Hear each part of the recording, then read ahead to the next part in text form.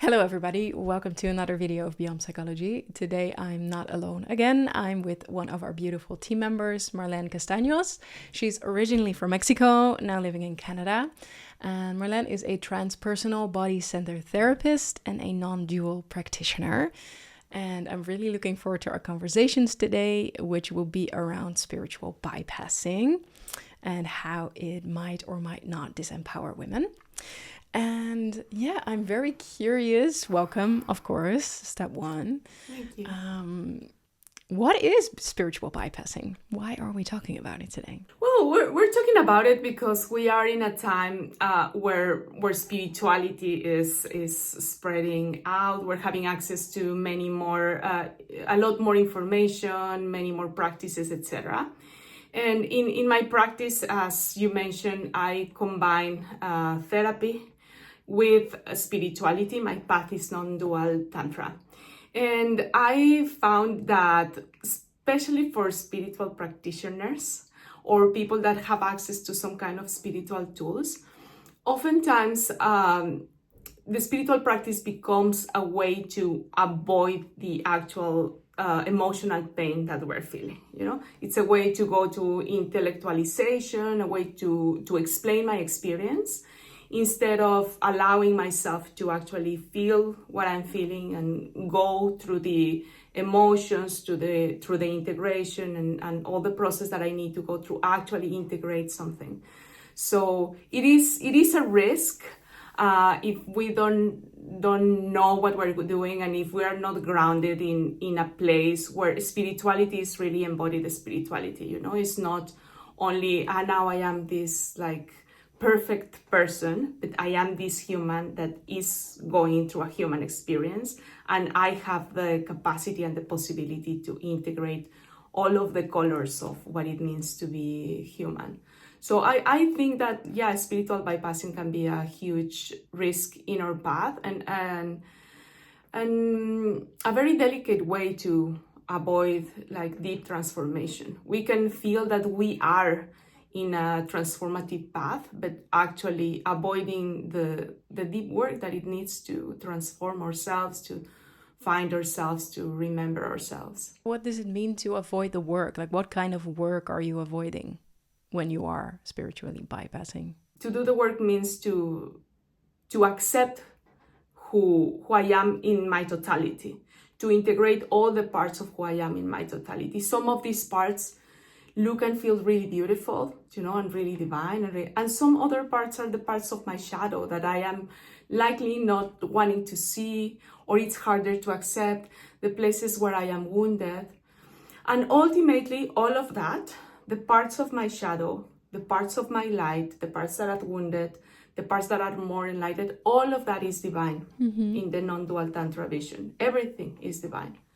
Now, it's different to look at it from a place of I am only this beautiful being, than to look at it from a place of yes, I am this beautiful being, and I am also this being that needs to bring all of this baggage and, unpack it and transform it. And it's more complete, I feel, no? And it comes from a place of full acceptance of who I am. When I am spiritually bypassing, I am actually creating a different ego that is more based on spirituality. Now I am not only this me, this special me, I am this spiritual special me, which is honestly, sometimes it's even worse or harder to work with, because I am thinking that I don't have anything to work as a human. No, I am now this special person. And all the parts and all the richness and all the beauty, actually, and the divinity that comes from the human experience is lost in the way. Because I avoid this to just become this other thing, but it's a game. So in my therapeutic vision, in my spiritual vision, it's about integration. It's about integrating all the parts of who I am.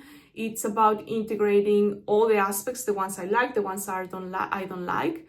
And it's also about transcending the vision that being human is different of being divine. Being human is divine. It's because I am in this human experience that I actually, as a soul, have the possibility to integrate all the levels of my experience all the way to unity. Yeah. Being in a physical body in a human experience is a great gift. Yeah. If we can recognize Yeah. it.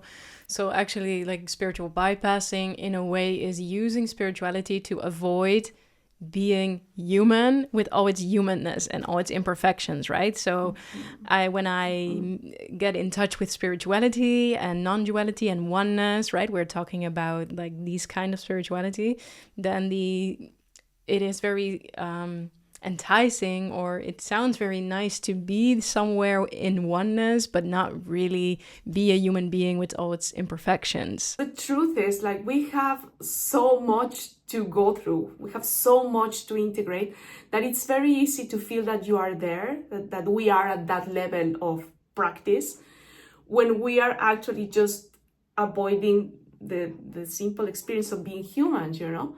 And that's why also it is recommended that you keep assessing yourself, you keep, Yeah, and also when you say this, I'm like, I know, I was a very spiritual bypasser for a little while. I really used spirituality and meditation and oneness and this new world or whatever, what I want to go through, whatever. I really used it, I know now, because there was so much grief and so much suppressed rage and anger and boundaries and authenticity that I felt so ashamed and scared of and shamed about, to show that to the world. So it was easier to just float away and be in some, a little bit of a fantasy world for me personally, let's call it like that, instead of going in the body and feeling what was there.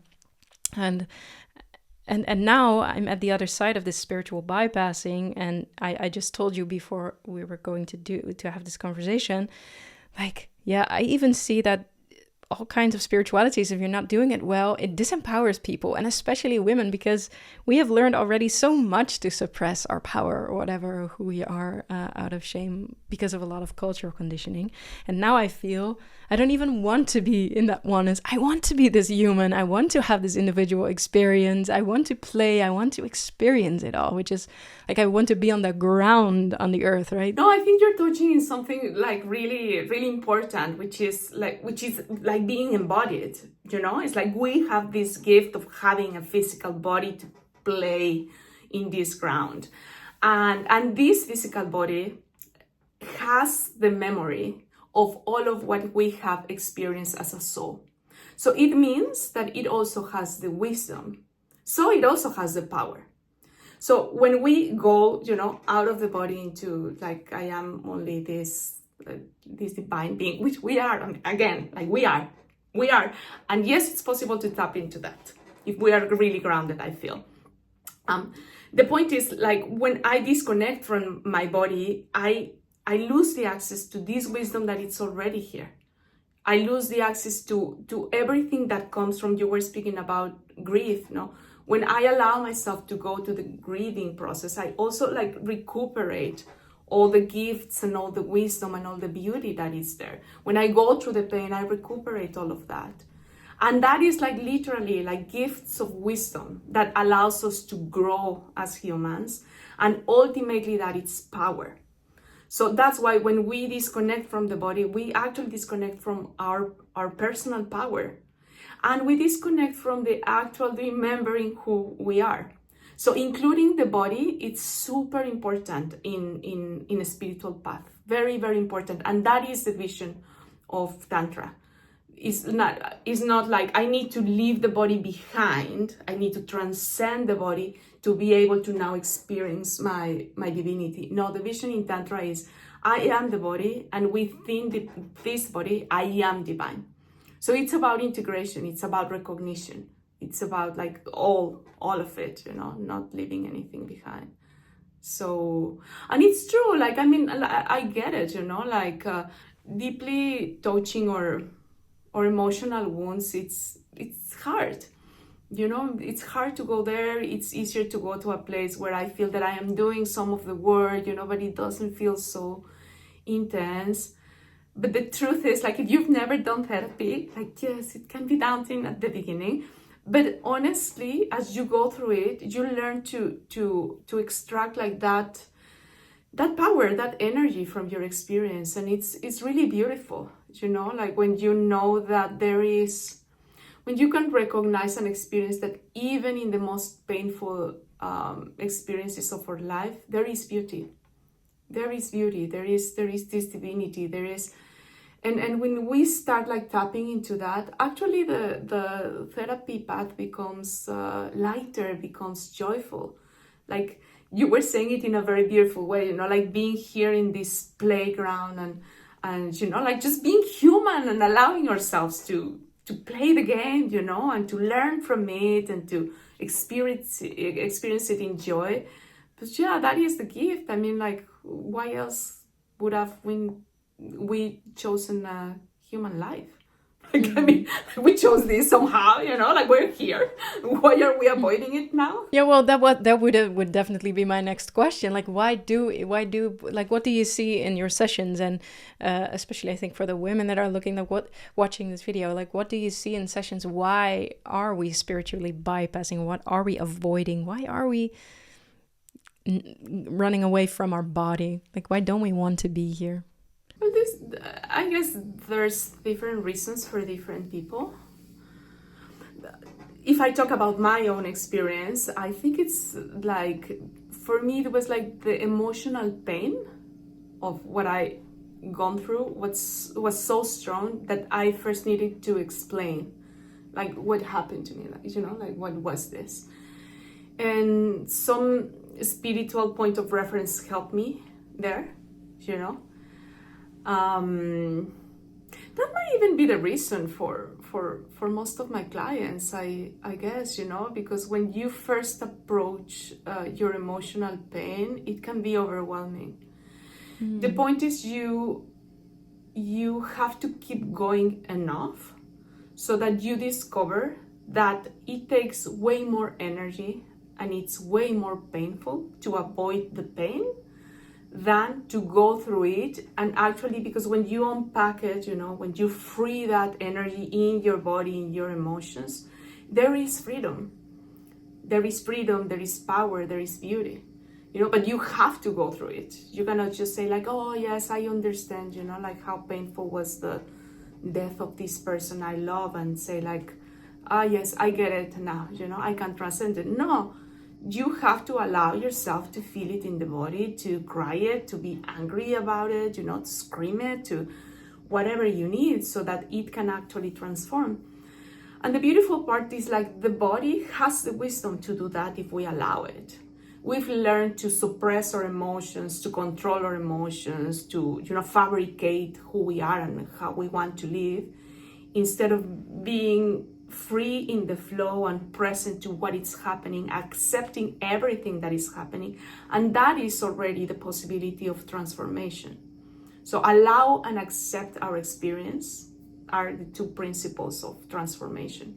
And observe. As I am going through an experience and I observe what's happening, then I am integrating, I am transforming.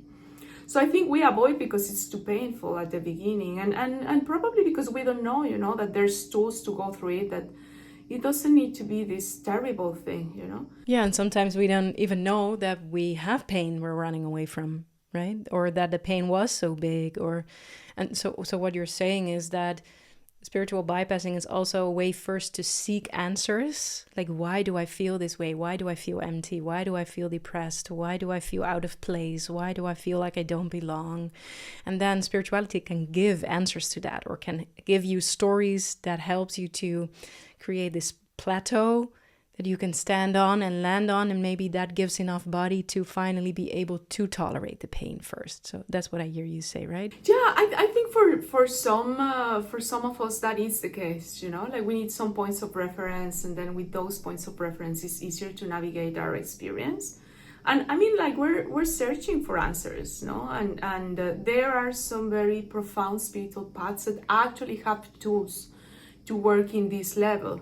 The problem is, like, first, if we have access, to actual, like, real teachings, real teachers that can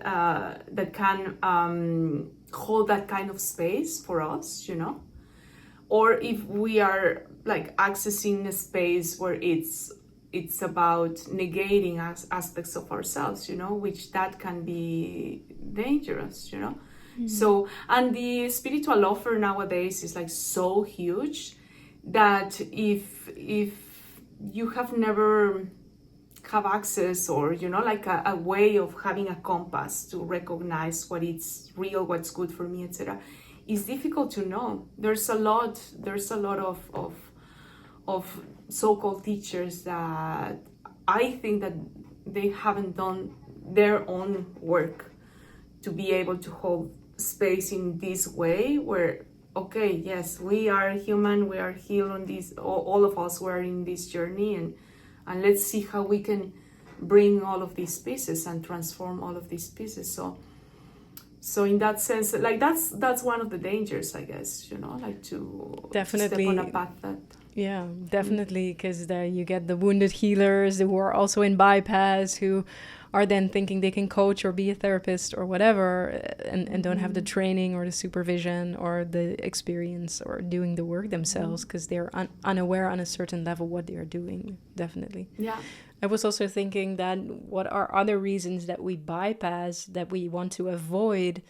I work a lot with like shame and suppression of emotions with my clients, and what I noticed also with myself, like why was I in spirituality and using meditation and out-of-body experience to bypass, is there was so much shame on my authenticity, or like my anger, or like my power. You already said power. I was like, oh, that's an interesting one, because culturally, but also in my family system, but culturally, like women are so conditioned to suppress their power, not even acknowledge it, not even develop their power, because of so much shame and how fearful they are to use it in the world, how unsafe it is, etc. And I really, like, the minute I realized that and got guided in that, like, and reversed that suppression, so started to embody myself and my body, and feel my desires and wishes and needs and boundaries, I never really needed spirituality anymore. Like, I know all the stories, I know somewhere the oneness, and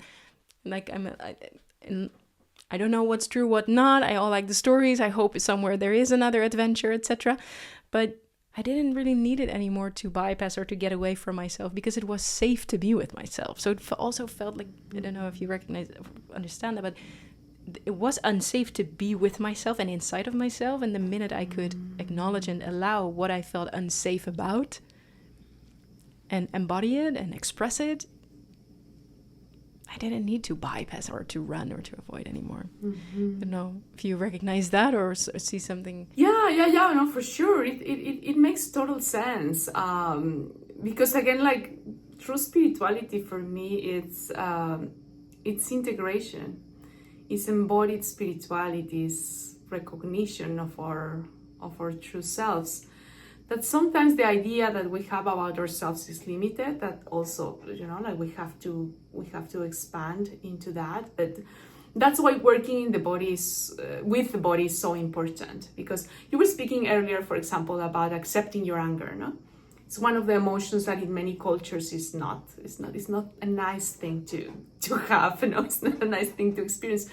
But the truth is, like, for example, when you accept your anger, you allow yourself to feel it in your body, you also recognize this energy that propels you forward in life, So repression really takes way more energy than allowing and accepting and observing your experience. And that is the case for any emotion. Like, any emotion ultimately is energy. It's energy in the body. It's fuel that you use to grow, like to make things in the world, to create, to manifest, and to grow spiritually in awareness as well. So the problem when repressing any emotion is that you are investing more of your resources into keeping that, like down there, instead of learning how to ride those emotions, how to accept those emotions, and use that same energy to create something else. Be it, manifesting your, whatever dream house, or manifesting your like higher spiritual level of consciousness, like whatever it is, it's energy. Yeah, your dreams, your desires, your wishes. Yeah, and it's true. Like, I mean, it's a way, it's many religions, I think, also have this tendency to use the principles to control our experience, actually, you know? Not only religions, I mean, like our Life. society, Yeah. the financial system. I mean, like, we are in trouble. But Yes. we have tools to get out of trouble. That's great. And we're not ultimately defined by any of that. That's important to recognize, I think. And there Tantra comes like very handy, you know, like Tantra like observes this, like, yeah, this is a game, it's trouble, it's okay. It's the divine game, it's our playground, and we can learn from this and we can grow from this. But I mean, like, yeah, all these conditions, or these things that limit us, are also the playground for us to grow and to remember ourselves. So the map is in the body. In body-centered therapy, it's like you don't go out there to find out what's my purpose and, you know, what am I supposed to learn as a soul. No. The map is in your body, the tension in your body, the repressed emotions, you know, the shape of your body. That is the map that will take you all the way to transcendence. Everything is here. That's beautiful. And that reminds me of something I said, and now we can connect it before we started recording. That in our society, especially for women, I always focus a little bit more on women, of course, we are being conditioned so much out of our body already, or to hate our body, like even the beauty standards, but everything is conditioning out of our bodies to center our authority outside of ourselves, to not listen to our intuition, to not embody. Everything is being judged, and we're feeling ashamed for being a woman in her body. And then spirituality is sometimes dangerous, quote unquote, because it further enhances, or it further strengthens that getting out of your body and into another experience, while we want to go in the body, especially as a woman, and have our spiritual experience there, because we are such spiritual beings, right? Also with our womb, we create life. Everything is in the body. But yeah, to embody that, we have to go through the anger, the shit, the grief, the rage, the fear, but also desires, and etc. Life force, energy. Exactly. All of it. And what you're just speaking is like, that is the vision in non-dual Tantra. That is the vision. The vision is like, the temple is the body. You know, the playground is the body. Everything that I need is here, and I don't learn to avoid it or bypass it. I learn to ride my emotions. I learn to ride my desires, you know, and all the clues are here. And it's this integrating the vision of I am only this with I am the divine, because this is divine. You know, it's one and the same thing. And all the practice, everything's designed in that way, you know. So again, speaking about like paths, you know, like, it's not that all spiritual paths, you know, are wrong. It's not that all like religion is wrong. It's really like questioning, you know, like, and probably one of the keys is like, is this something like what I'm practicing, what I'm getting into? It's something that it's allowing me to come back to myself. Mm-hmm. Is this something that feels authentic, you know, that I can like ground myself, in my body, in my heart? Or is it something that it's like guiding me to fabricate, you know, different aspects of my personality now and try to become someone else? No? Yeah. You know, I feel that like the most effective spiritual tools help us more like peel like an onion, you know? Okay. To get to the core of who we are. Yeah. And you were speaking also about authenticity. I think authenticity is directly related to a profound spiritual path or spiritual practice, because it's more a remembering myself. It's more remembering, accepting, you know, having the courage to be who I am, you know, even if some people won't like it, and some people won't like me. It's like that, you know. It's not like we cannot pretend to be loved and liked by everybody, no. But the important thing is that we're loved and liked by ourselves. Mm-hmm. That we actually accept everything of who we are even the experiences, the things, the emotions that we don't feel very comfortable. It's about going there and being, yeah, this is me, and it's okay. That's what I could do. That was the best possibility for me in that moment, and it's okay. I can, heal this. It's a way deeper, and I find it loving and feminine way in that sense. It's more compassionate than I need to become all of this. No, you don't need to become anything. You are already. Like it's also that. Yeah, that's beautifully said. And I think with that, we come to a close today for this topic. Yeah. But let us know in the comments if you have experience with spiritual bypassing, or you maybe recognize something in our stories, or you have a question for Marlene, for example, about this topic. She will be happy to answer that. And you also work with people online, one-on-one, on all these topics, right? Like not only spiritual bypassing, like you're a transpersonal body-centered therapist, but one of these topics can be spiritual bypassing, or like, hey, why am I avoiding? What am I avoiding? And how to get in the body. Yeah. Of course, I'll be very happy to answer your questions or to tell you more about how I work. Like the model of therapy that I use includes these two pieces. It has a lot of spiritual tools for sure, most of them coming from non-dual tantra. But it grounds the work in the body, in transpersonal body-centered therapy. So it's kind of like, it's from here, from this human experience that we grow. And I think it's just beautiful to recognize that everything's here, already. In the body. We are that. Exactly. Good. So yeah, connect with us. Yes, I will put your link below so people can read more about you and your work. If you have watched until this far, thank you so much for being here. We will definitely have more conversations, and if you have a question for Marlene, maybe you can drop it below and we can talk about it next time. Feel free to like, subscribe, reply. That will help us to support us and spread the message far and wide. And thank you. Have a nice day, and see you in the next. And thank you, Marlene. Thank you. Thanks for having me. You're welcome. Bye.